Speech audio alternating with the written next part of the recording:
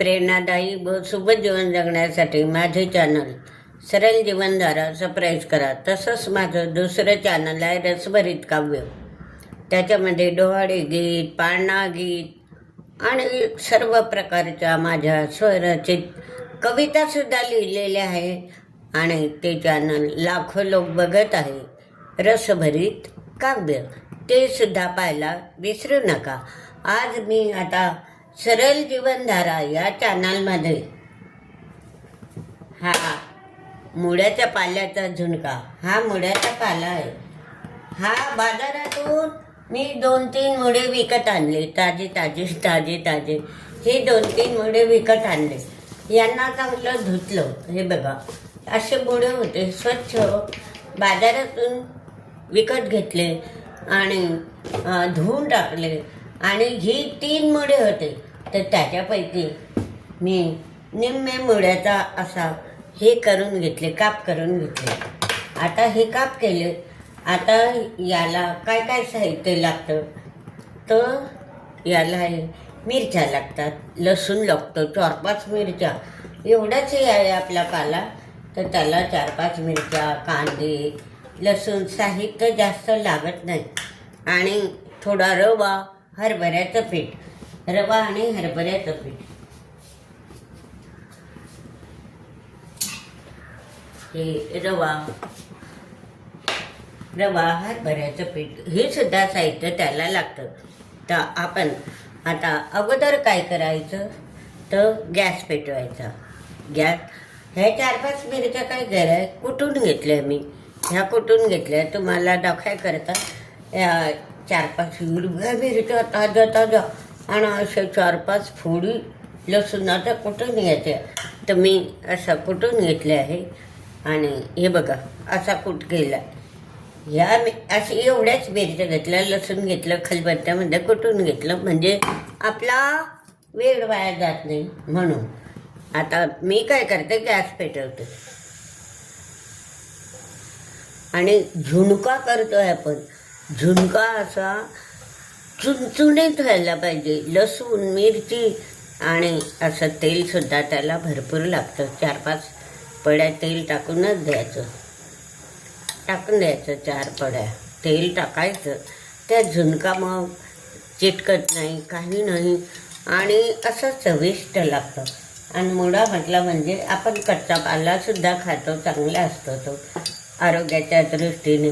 आता हे तेल टाकू देऊ आपण आणि याच्यामध्ये मग काय करू, कांदा टाकू. कांदा 2 कांदे घेतले, छोटे छोटे 2 कांदे घेतले आणि ते कढईमध्ये टाकले. तर आता हे कढईमध्ये होऊ द्यायला पाहिजे. गॅस फुल करायचा, कारण कांदा व्हायला वेळ लागेल म्हणून गॅस फुल करायचा.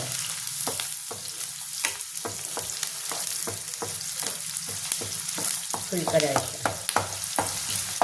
आता मी ह्या फुटलेल्या मिरच्या आहेत, ज्या ह्या 4-5 मिरच्या, एवढ्या 4-5 मिरच्या आणि लसूण हा सुद्धा मी कुटून घेतला आहे. आता हे पण थोडा कांदा उद्यायचा, थोडा. आणि मग आपण मिरचीचं हे टाकायचं, उद्यायचं याला. बघा तेल असं खूप तेल टाकलं. आता याला काय करायचं, आपण काढायचं, याला सुद्धा उद्यायचं. कांदा अगोदर लाल होऊ द्या, नंतर मग हे टाकायचं. मुळ्याचा पाला खूप स्वच्छ आहे, ताजा आहे, आरोग्याच्या दृष्टीने खूप चांगला असतो. तर बघा हा कांदा लाल होऊ द्यायचा आणि ह्या कांद्याबरोबर एवढा रवा टाकायचा. याला सुद्धा आपल्या कांद्यामध्ये भाजवून घ्यायचा. बघा हा रवा भाजूनच घ्यायचा. जसा आपला कांदा लाल होतो तसा रवासुद्धा लाल होईल. आणि ह्या रव्याबरोबरच काय टाकायचं, हरभऱ्याचं पीठसुद्धा टाकायचं. पहा आपलं कसं भाजलं जात आहे. फुल गॅस करायचा, फुल गॅस करायचा. आणि जेवढा आपण रवा घेतला तेवढंच हरभऱ्याचं पीठ घ्यायचं, तेवढंच हरभऱ्याचं पीठ घ्यायचं. बघा एवढा रवा तेवढं पीठ सेम प्रमाण घ्यायचं. हरभऱ्याचं पीठ जास्तही असलं तर चालतं. आणि याला असं भाजायचा.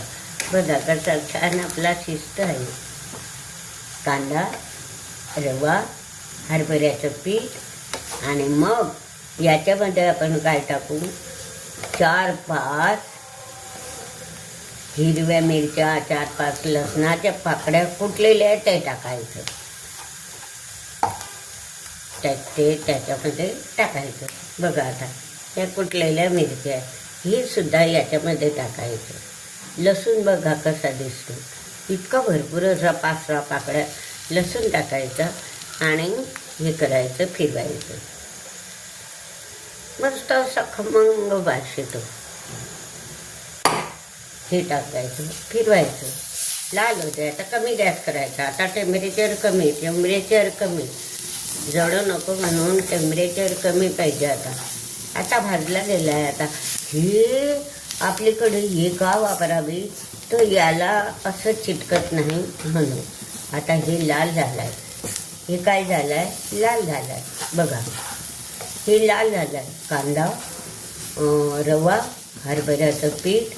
आता याला जास्त जाळायचं नाही.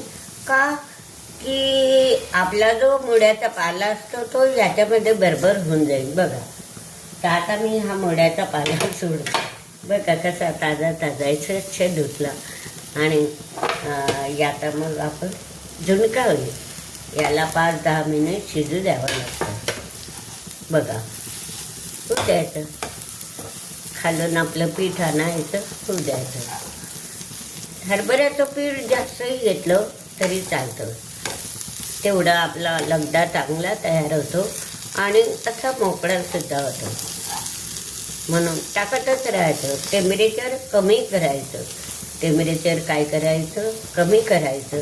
म्हणजे आपला हा झुणका असा चुणवदार तिखट असा होऊन जाईल. बघा टाकतच जायचं. आता तो पाला जरा जास्त होता म्हणून काढून घेतला होता मी. एकच मुळ्याचा पाल्याचं करून घेतलं. ताजं आहे. वास सुंदर असा खमंग वास येतो आहे रव्याचा आणि त्याचा. आणि मग आपण काय करू, याच्यावर 5-10 मिनिट आपण काय करायचं, झाकण ठेवायचं. याच्यावर काय करायचं, झाकण ठेवायचं. हा पण टाकूनच द्यायचा. छान लागतं. ताजा पाला छान लागतो. हा होऊ द्यायचा. आता झाकण ठेवायचं, असं हलवायचं, खालवर करायचं. रवा, हरभऱ्याचं पीठ आणि हे असं खालवर करायचं आणि फिरवायचं असं. चांगला तो रवा भाजला गेला, पीठ भाजलं गेला आणि शेवटी मग आपला झुणका किती तयार होतो.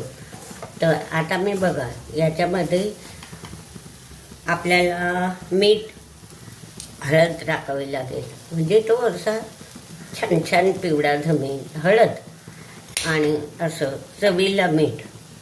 मिरची आणि लसूणमध्ये सुद्धा मी थोडं मीठ घातलं होतं म्हणून इथे कमीच मीठ घालायला पाहिजे. कमी मीठ घातलं आहे. आता हे फिरवून देते आणि 10 मिनिट झाकण ठेवते की तुम्हाला पहा कसा मुळ्याचा असा भुगरा असा भुगरा तुम्हाला झुणका खायला मिळेल. की ज्याच्यामध्ये रवा आहे, ज्याच्यामध्ये हरभऱ्याचं पीठ आहे, असा चविष्ट वास येणारा झुणका मी तुमच्या पुढे सादर केला आहे. आणि आता याच्यावर आपण 10 मिनिट झाकण ठेवूया. 10 मिनिट झाकण ठेवू.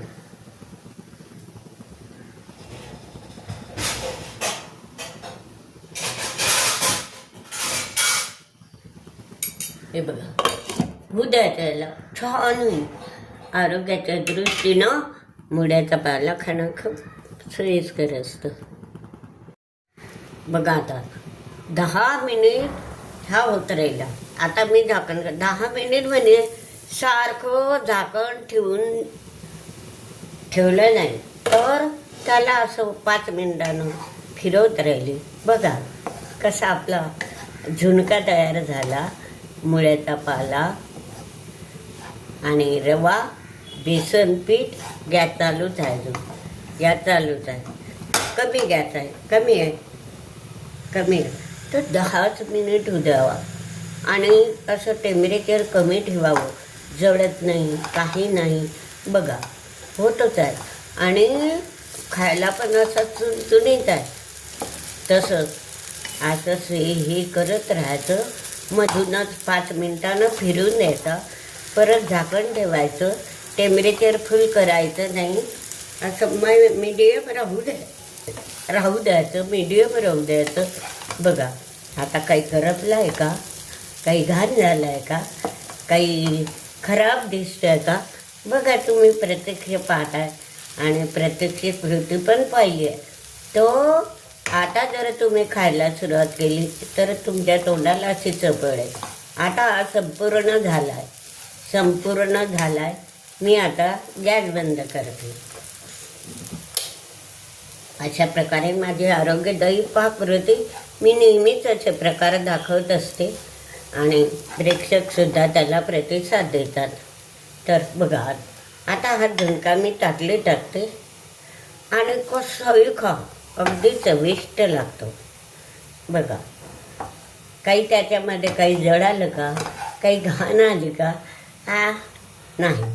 तर अशा प्रकारे साधा, सोपा आणि आपल्याला काही जास्त वस्तूही लागत नाही अशा प्रकारचा आरोग्यदायी पाककृती झुणका, रवा, बेसन पीठ आणि मुळ्याचा पाल्याचा झुणका चुणचुणीत मी कृतीयुक्त आपणासमोर करून दाखवला आहे.